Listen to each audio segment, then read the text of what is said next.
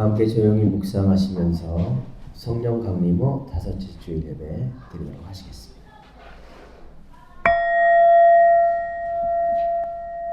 천물 그대 향한 그리움으로 부풀어 오르는 날은 저물녘까지 숲이 되어 어린 나무들을 잉태합니다. 한 키 한 키 나뭇가지들이 자라나 봄속을 무진장 설레며 붉게 물오릅니다. 천길 숲 마디마디 벅찰 때까지 뿌리들 박차고 멀리 강까지 뻗어 나갑니다. 첫사랑의 강 한가운데서 가장 싱싱한 햇살을 건져 올려 추억의 잎사귀 무성하게 흔들어도 봅니다. 그러면 기다렸다는 듯이 겨울 저무는 강을 치고 올라 숲을 시퍼렇게 물들이는 그대, 내 생의 천물입니다. 아멘. 아멘. 여러분 오광식 집사님 나오셔서 기도해 주시겠습니다. 네, 기도하시겠습니다.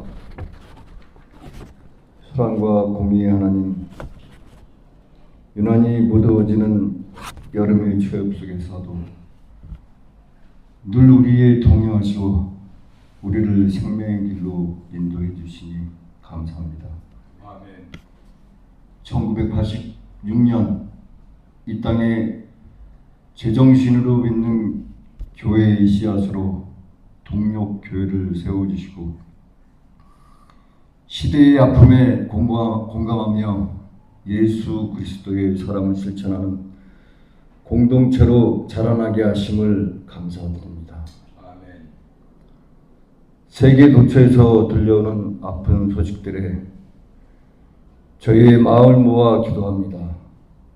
갑작스런 지진으로 삶의 터전을 잃고 슬픔에 잠긴 베네수엘라의 아픔을 이루어 주시고 아낌없는 지원을 허락하시고 하루빨리 복구될 수 있기를 마음 모아 기도합니다. 아멘. 오랜 분쟁과 갈등으로 신음하는 중동 땅에 인간의 이해를 뛰어넘는 평화의 바람이 불어오게 하옵소서. 아멘. 저희가 더불어 함께 살아가는 세상을 꿈꿉니다.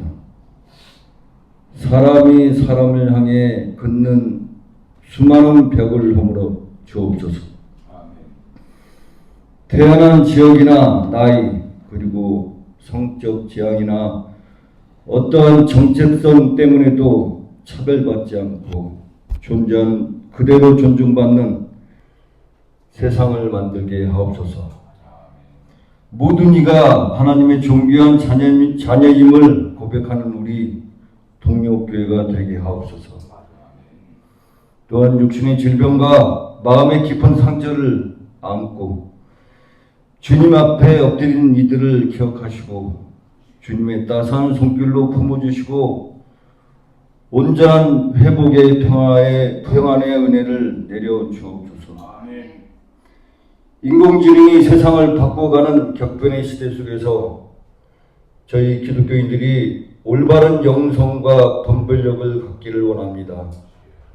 기술의 발전이 인간을 소외시키는 도구가 되지 않게 하시고 생명의 가치에 인간의 존엄성을 더욱 깊이 묵상하며 이 시대를 선하게 이끌어갈 수 있는 지혜를 주옵소서. 아멘. 이 시간 멀리 캐나다로 여행을 떠난 교우들이 있습니다. 가끔 보내오는 사진을 보면 부러운 마음도 들지만 돌아오면 들려줄 이야기 보따리가 더 기대됩니다. 그리고 빈손으로 오진 않겠죠.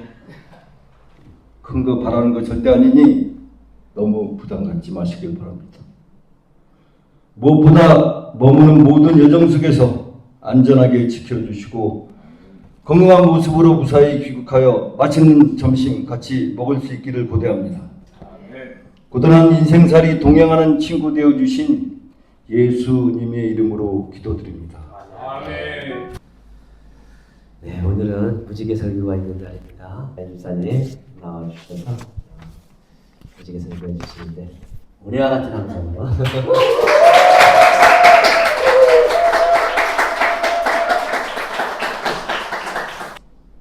안녕하세요. 떨리네요. 그래도 용기를 가지고 목사님 말씀하신 것처럼 해보도록 하겠습니다. 사실 학기 말이라서 머릿속 한켠에는 생활기록부 입력해야 할 것들이 막 계속 맴돌고 있는데 마음속으로 6월 말고 다른 달에 한다고 할 걸 하다가 이렇게 제 차례가 되어버렸네요. 사실 설교라는 단어가 주는 무게감 같은 게 있어 부담스러우니 그냥 요즘 제 삶과 생각거리를 나누는 시간으로 생각해 주시고 무지개 설교가 아닌 무지개 이야기로 풀어보도록 하겠습니다. 제가 동력에 온 지 벌써 10년이 되었더라고요. 2016년도에 결혼을 하면서 동력에 오게 되었는데 그땐 어땠나 갑자기 궁금해져서 밴드 찾다가 그때 이 사진이 있더라고요. 10년이라니 네, 세월 참 빠르다 라는 생각을 했습니다. 네, 10년 동안 제 겉모습도 변했고 제 삶도 좀 많이 변했습니다. 올해는 2년의 휴직을 끝내고 다시 복직을 했다는 게 가장 큰 변화입니다. 일하니까 좋습니다. 그리고 일을 하면서 그냥 가정에서 교회에서 그냥 편안한 관계에 있었던 내 모습과 직장 안에서의 내 다른 또 제 모습을 발견하기도 합니다. 또 이제 아직 그럼에도 불구하고 저 자신이 아직도 진로를 찾고 있는 나는 어떤 선생님이 되어야 할까 그런 고민도 계속 하고 있습니다. 그리고 아이 키우면서 그리고 복직하고 제가 입버릇처럼 속으로 하는 말이 라떼는 그런 아닙니다. 내가 어릴 때와는 그리고 내 학창 시절과 정말 다른 이 아이들을 보면서 계속 라떼는 아니랬는데 라고 생각합니다. 제가 보니까 애들 둘이 입맛이 다 달라요. 원하는 메뉴가 달라요. 저는 어렸을 때 그냥 주시는 대로 먹었던 것 같은데 한 애는 카레 좋아한다고 한 애는 짜장 좋아한다고 바지락 칼국수를 좋아하는 첫째, 조개 같은 건 들어있는 거 싫어하는 둘째. 뭐 먹을까 물어보면 각자 원하는 게 다릅니다. 그래서 이제는 그냥 정해주거나 아니면 순서를 정해서 먹는 걸 고르기도 합니다. 그리고 뭐든 풍족합니다. 뭐 어린이날, 뭐 본인 생일, 크리스마스 등등 물건도 많고 먹을 것도 많습니다. 그리고 뭐 엄마 아빠만 주는 게 아니라 할머니, 할아버지, 이모들 막 이렇게 교복 화장도 많이 달라졌습니다. 편한 교복이라는 게 생겨서 이제 생활복도 생기고 화장은 정말 개인 취향이 되었습니다. 화장하면 교칙 위반 이런 것도 없습니다. 청소지도 해보면 걸레를 한 번도 안 빨아본 것 같은 애들이 있습니다. 그래서 걸레 짜서 물 뚝뚝 그냥 이렇게 흘려서 오는 거예요. 그래서 짜야 돼, 한 번만 짜는 거 아니야? 막 이러면서. 그리고 쓰레기 봉투에 이제 쓰레기가 가득 차도 그걸 손으로 이렇게 딱 집어 넣어가지고 누를 생각을 하는 애들도 없습니다. 그래서 이런 것도 알려줘야 하는가 싶어서 생각해 보면 사실 집에서도 저 애들한테 알려준 기억이 없습니다. 다 제가 하고 그냥 그렇게 끝나니까요. 저 예전에는 통신 예절 같은 걸 배웠던 것 같은데 막 자기가 누구인지 밝히고 이렇게 누가 전화했는지 뭐 엄마한테 아니면 아빠한테 전화가 온 거면 막 전달하고 뭐 그랬던 것 같은데 하루는 한 학생이 저한테 방과후에 전화를 걸어가지고 뭐 어떤 거 하는 방법을 물어보고자 저한테 전화를 걸었어요. 그래서 제가 방법을 이제 알려주고 그래 내일 보자라고 하는데 얘가 그냥 뚝 끊는 거예요. 그래서 다시 전화 걸어가지고 선생님이 알려줬던 걸 다시 알려줬는데 그럴 땐 너가 뭐라고 해야 하지? 감사합니다. 그래 감사합니다로 이야기해야지. 그 다음에 내일 뵙겠습니다 하고 통화 마무리하는 거야 하고 알려준 적도 있습니다. 저는 속으로 와, 이런 것도 알려줘야 해 싶었습니다. 분실물, 이건 약간 풍족함과 연결되어 있는 지점인데 교실에 지우개가 그렇게 굴러다닙니다. 주인 없는 지우개. 분명 학기 초에는 텅 빈 분실함이었는데 이제 막 쌓입니다. 애들한테 이제 애들은 자기 물건을 엄청 찾지도 않고 이거 누구 거냐 가져가라 해도 주인이 나타나지 않는 경우도 있습니다. 우산, 주인 없는 우산 학교에 진짜 많습니다. 엄청 많습니다. 그리고 간식을 반기지 않는 아이도 있더라고요. 저는 막 예전에 뭐 사탕, 뭐 초콜릿 이런 거 하면 애들이 다 반기고 좋아하는데 가끔 제가 뭐 애들한테 초콜릿이나 젤리 같은 거 줄 때가 있는데 전 괜찮다고 안 받는 애도 있더라고요. 그래서 그럼 이 초콜릿이 본인 취향이 아니어서 그런가 싶었는데 급식에 뭐 가공품 같은 주스 이런 것도 안 먹더라고요. 어떤 애들은. 그래서 이런 것도 되게 많이 달라졌구나라는 생각도 들었습니다. 그리고 놀이터에 노는 애들은 거의 미취학 애들과 보호자 이렇게 세트, 그리고 스마트폰, 핸드폰이 있는 초등학생들입니다.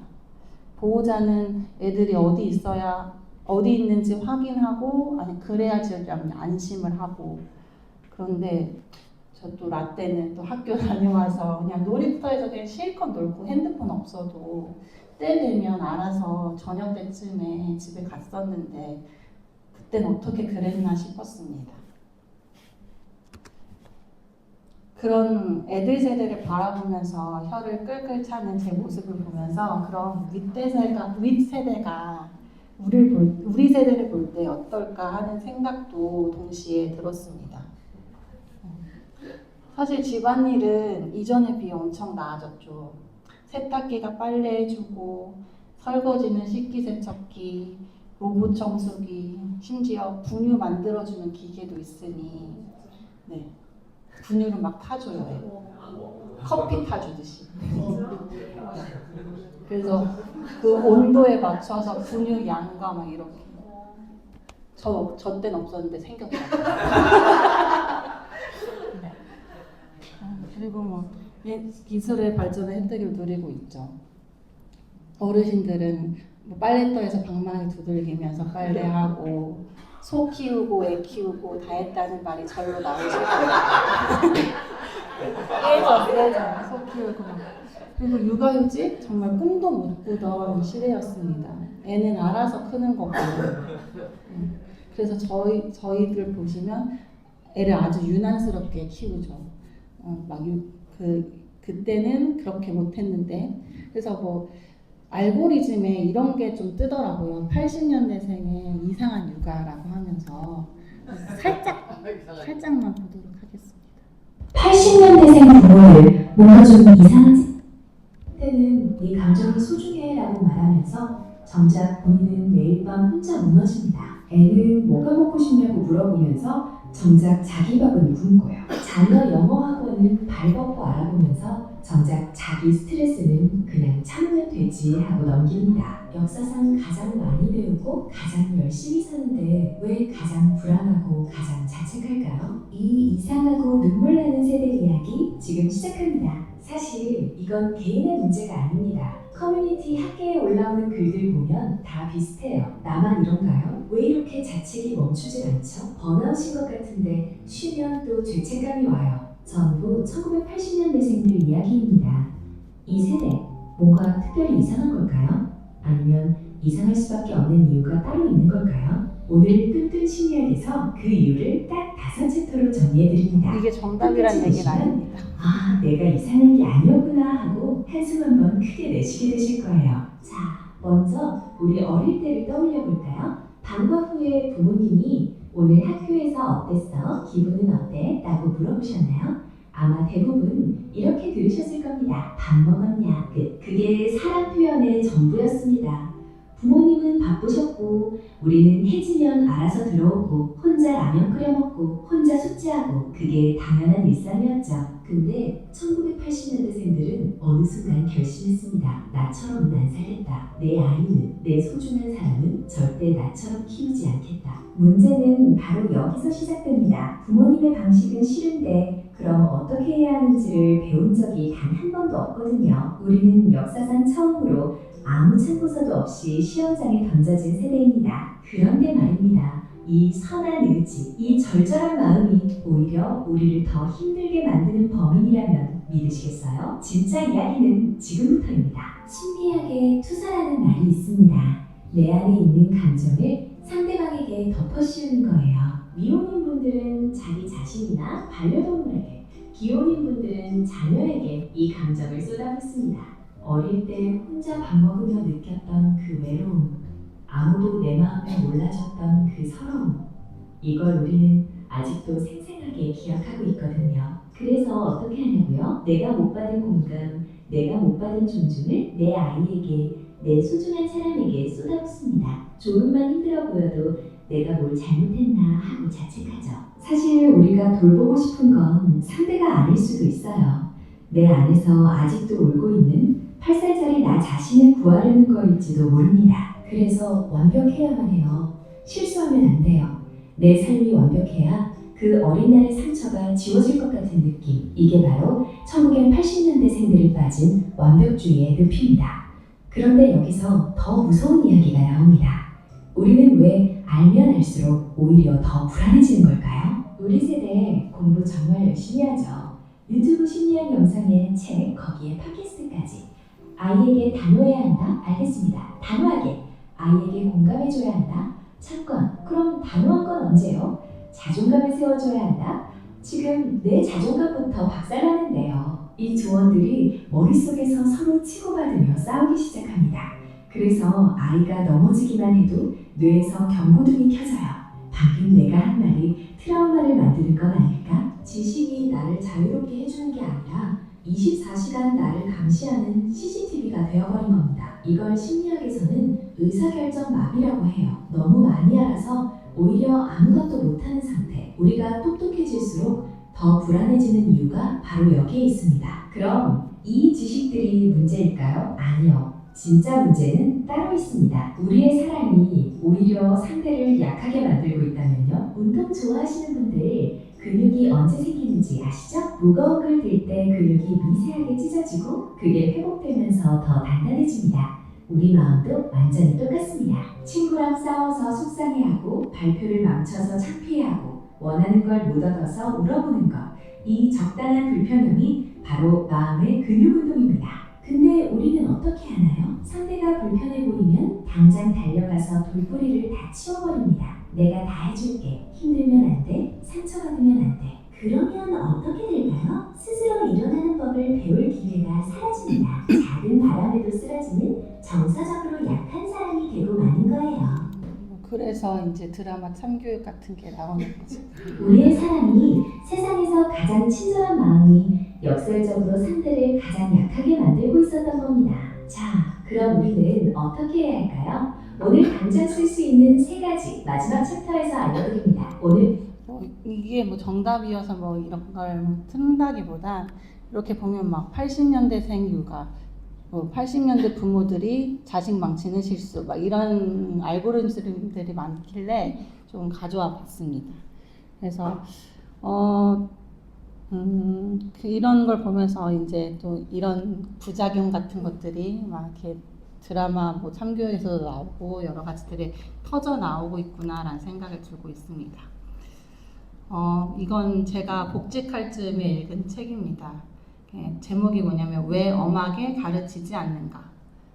이 책은 과거 독재나 그 독일의 나치 같은 전체주의에 대한 반성으로 아이들의 인권과 자유를 무조건 존중하는 자유주의 교육이 주류로 자리를 잡게 되었는데, 이러한 방식은 아이를 망치고 있다고 진단하고 올바른 엄격함에 대해 이야기하는 책입니다. 되게 공감을 되게 많이 하면서 읽었는데, 이 책에서 원칙과 관용, 훈련과 사랑, 일관성과 배려, 통제와 신뢰 사이에서 중용을 찾는 것은 우리가 배워야 하는 가장 중요한 덕목이다 라고 한 부분에서 특히 마음에 많이 머물렀습니다. 중용. 넘치지도 않고 모자라지도 않은 그 지점. 극단으로 치닫지 않는 그 중간.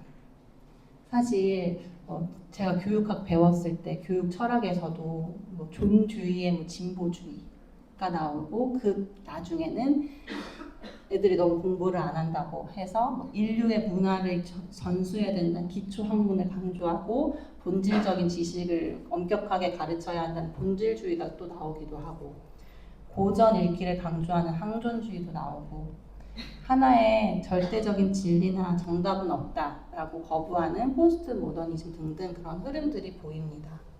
이렇게 우리는 이쪽으로 갔다가 저쪽으로 갔다가 하면서 세대가 형성되는 듯 합니다. 그래서 제가 다시 관찰한 세대를 다시 관찰해서 보면 어쩌면 그 본인의 취향을 스스럼 없이 얘기하는 건 그 전 세대가 획일화되고, 그 다음에 아무것도 선택하지 않고 그냥 주어진 것에서 자신이 뭘 좋아하는 건지도 모르는 그런 세대에서 허용해 준 거에서부터 시작이 되었고, 나중에는 그 본인의 취향을 알게 된 아이들은 나중에 이 세대들은 그럼 다른 사람의 취향도 존중해 줄 수 있는 세대가 될 수 있지 않을까 하는 생각도 들고요. 또 간식 얘기가 나왔었을 때도 처음에는 그냥 단 거 안 좋아하고 그다음에 그냥 본인의 취향이 아니어서 초콜릿 안 먹었나라고 생각을 했었는데,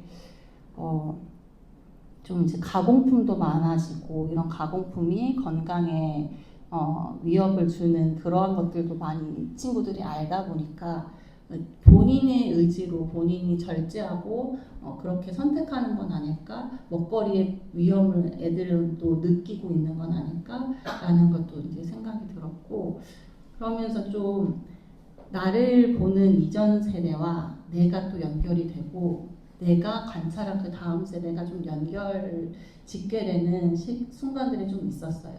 뭐 핸드폰 문제도 사실 우리 어렸을 때는 그런 핸드폰이 없었지만, 물론 기술도 발전함에 따라서 이제 결합된 거긴 하지만, 예전에는 막 유괴도 있고 미약 이런 사건들이 생기면서 그 불안이 이제 아이들한테 스마트폰을 쥐어주게 되는 그런 일들로 이제 생겼고, 이제 스마트폰 기술 발전하다 보니까 애들에서 그 일어나는 여러 가지 문제들도 또 생기잖아요. 그 생기니까 이제 또 그거를 다시 잡으려고 하고 고치려고 하고 좀 이제 제어하기도 하는 그런 게 계속 이제 왔다리 갔다리 하는 것 같습니다.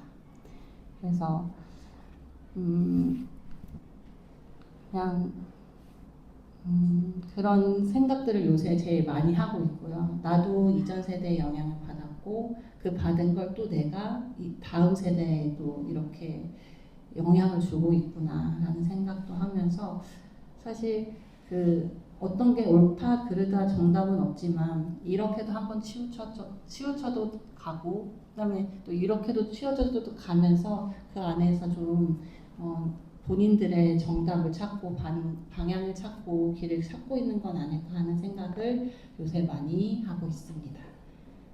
또 무지개 설교니까 말씀을 그래도 연결과 관련된 거를 찾다 보니, 네, 그래서 이 말씀을 가지고 와봤습니다. 그래서 나도 연결 받고 있고 그 다음에 나도 누군가에게도 연결이 되는 그러한 생각을 좀 하면서 요새 제 고민은 그렇다라는 것과, 라떼는 이라는 마음이 계속 올라올 때마다 이렇게 연결되어 있다는 것을 항상 좀 생각해야겠다라는 요즘의 제 생각을 나누고자 왔습니다. 들어주셔서 감사합니다. 네.